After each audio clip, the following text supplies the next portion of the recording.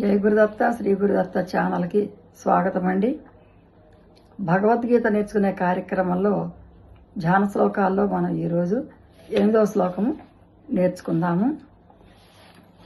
శాంతాకారం భుజగశయనం పద్మనాభం సురేశం విశ్వాధారం గగన సదృశ్యం మేఘవర్ణం శుభాంగం లక్ష్మీకాంతం కమలనయనం యోగి వృద్ధ్యానగమ్యం వందే విష్ణుం భవభయహరం సర్వలోకైకనాథం.